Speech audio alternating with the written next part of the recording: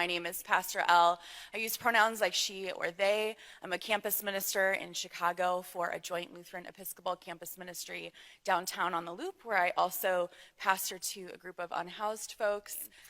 Before we get started, I wanted to just name something too from the reading from Corinthians. You might have noticed that we didn't read one part out loud, and that's because it's yikes. So putting that reading in original context, Paul himself was a Jewish man, right? And so there were sort of inter-Jewish conversations and disagreements about the role of Jesus and what that means. But really, in this letter to the Corinthians, Paul's being kind of a jerk, both about Jewish people and about the Greeks. And even more important than his original intent is the way that verses like that have been used throughout the ages to harm our Jewish siblings. And so we wanted to just sort of name that right out, even before we got started with anything else, and to kind of put that before us as something, particularly those of us gathered here who are Christians, the way that we can look at the way our traditions, the way that our scriptures have been used to harm our siblings, and to be accountable for that. We genuinely have never needed a letter to the American church more than we do right now. Paul was being kind of a jerk. What? That's putting it lightly. Any pastor that tells you, yeah, we didn't read that because it's yikes. That's a pastor that is saying the Bible's not really the Word of God. I'm a pastor in a Christian church, but we're not going to read the Bible. I am a pastor and you will do what you're told, and I am the one who will tell you what to think. No. I've had a good few church homes in my life. Moved around a good bit. And well, once I got to the point where it was my choice to go where I wanted to, and I encountered a pastor who deliberately skipped over parts of the Bible because they were just too much, I found a new church home.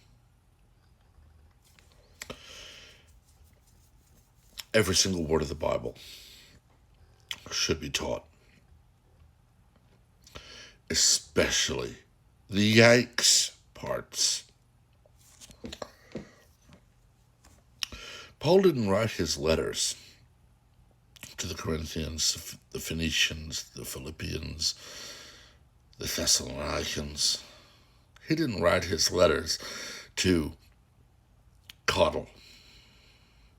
He wrote his letters so that people would be the church, the body of Christ. If part of the Bible upsets you because it calls out something you're doing that you shouldn't, stop doing it. And trust me, that happens to me. Every human who has lived, who is living, and whoever will live until Christ returns, save Christ himself, is a sinner. Once saved by grace, we're still corrupted. Only when we are changed in an instant, in the twinkling of an eye, will we be made righteous and holy. And those times when I backslide, when I fail, they hurt. It's like a dagger to the heart. I failed again. But I liken it to that moment where Thomas Wayne in the Christian Bale movie says, why do we fall? So we can learn to get back up. I can imagine God standing there holding out his hand. Why do we fall? So we can learn to get back up again. No matter how far and how hard you run from him, he's right there. But when you proclaim yourself a pastor and then openly say, there are parts of the Bible I will not teach because they're just yikes, you need to add a word in front. That word is false.